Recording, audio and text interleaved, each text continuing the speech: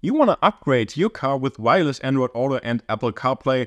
Well, these days there are plenty of solutions for that. We can do it within 5 minutes, and today we're looking at the latest and greatest from Carpuride, the W103 Pro with a 10.3-inch IPS display, dual Bluetooth modules, a light sensor, and much more.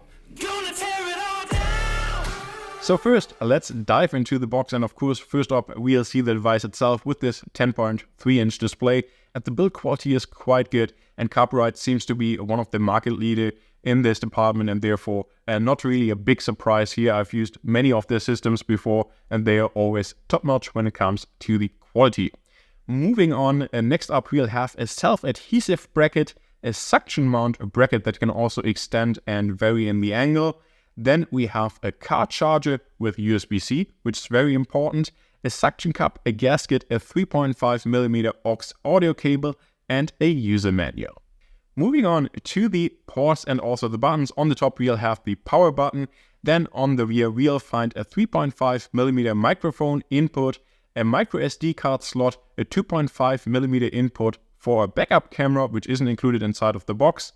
We have an audio out 3.5mm for the aux cable, a full-size USB port with 5 volts and 2.1 amps, so you can, for example, connect a backup camera to that, or also a dash cam, or of course a USB stick. And last but not least, we have the USB-C 5-volt input. And then on the rear of the device, we also find this little thing that looks like an LED, and this is actually the light sensor. When it comes to the price, this device usually retails for around $300 US. Of course, you'll find my links to Amazon as well as also to the Carpuride store in the description below. So to get started, I have to say that I've used many Carpuride systems in the past, and therefore just setting up this device was incredibly easy. You just have to plug it into the serial lighter in your car, then use your Android phone or Apple iPhone to connect to the device using Bluetooth, and then you're ready to go using wireless CarPlay or Android Auto. And it's really the easiest setup in the business, I have to say. I haven't really found any other manufacturer that makes it this easy. You didn't have to change any settings on the device first from wire to wireless or anything.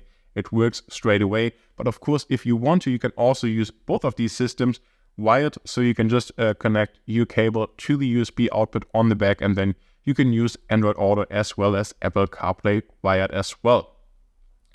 First impressions of the device are very good, build quality is good, and I also like the aspect ratio of 21:9. It's a really widescreen 10.3-inch display, and this is of course a great solution if you don't have a large windscreen in your car, but you still want to have a lot of screen real estate on the device, and therefore this aspect ratio is quite perfect.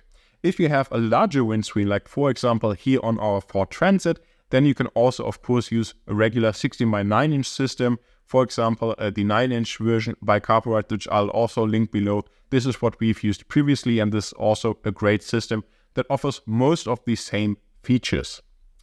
So to move on, we've used this device in the Ford Transit for the past 3 to 4 weeks, and I have to say overall I'm very impressed. The signal connection was always good, especially on iOS. I never had any breakdowns. I did experience some breakdowns or some loss of signal here on my Xiaomi 13 Ultra, but this is an import device with a custom ROM, so I don't really want to blame it on the Carpuride system. I'm sure that with the Pixel or Samsung device, it would work better, and it didn't completely lose the connection. It just went back to the main screen. So through the home screen, you could just then press Android Auto again, and then you're ready to go, and everything worked fine. But on iOS, again, no issues at all. Please let me know if you've used this system, if you have any connection issues. I don't really expect them on other Carpuride systems. That was fine as well. But it's just one thing to note, and I wanted to point that out. But again, it's an import device with a custom ROM, so definitely a lot of room for errors there, not on the side of the Carpuride system.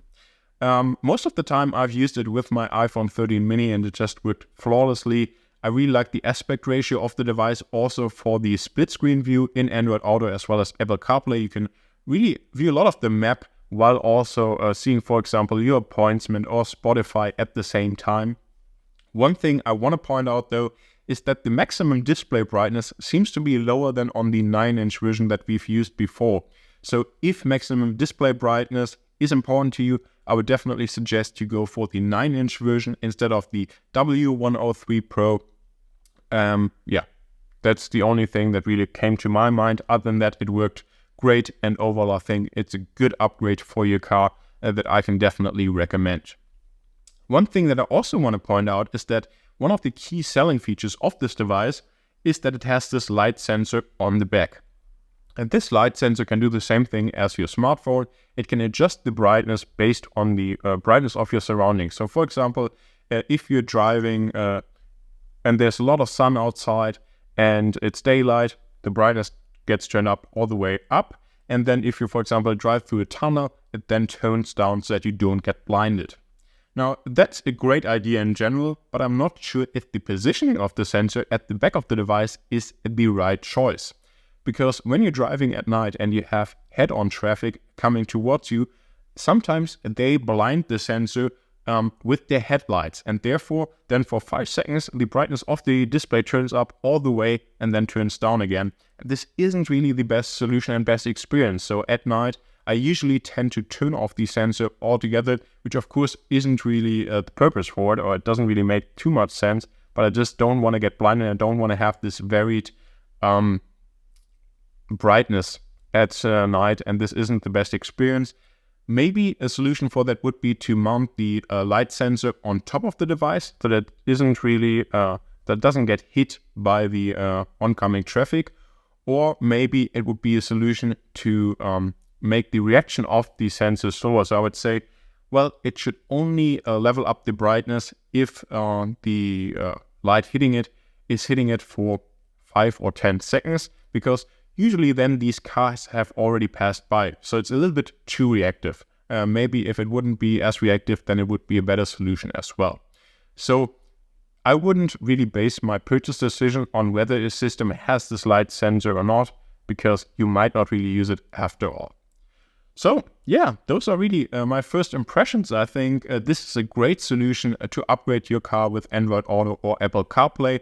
And if you want to dive in deeper into the topic, then I have many other videos here on the channel comparing other systems. Of course, also the 9-inch system that I've mentioned here during this video. And if you have any questions, please leave them down in the comments below. I think Carpuride has a great system here on their hand. One feature that I wasn't able to test yet was the dual Bluetooth module. This is great if your car only supports Bluetooth input instead of, for example, aux, which was the case on my Volkswagen Golf, but I've sold it a couple of weeks ago. So here on the Ford Transit, we actually have an aux input. And if you have the choice between using Bluetooth or aux, I would always recommend aux for the best quality, and you don't have 2 Bluetooth connections going on at the same time. And therefore, there wasn't really a need for it to use it here on the Ford Transit. This wraps up my video. I hope that you guys enjoyed it. Thank you very much for watching, and I really see you next time.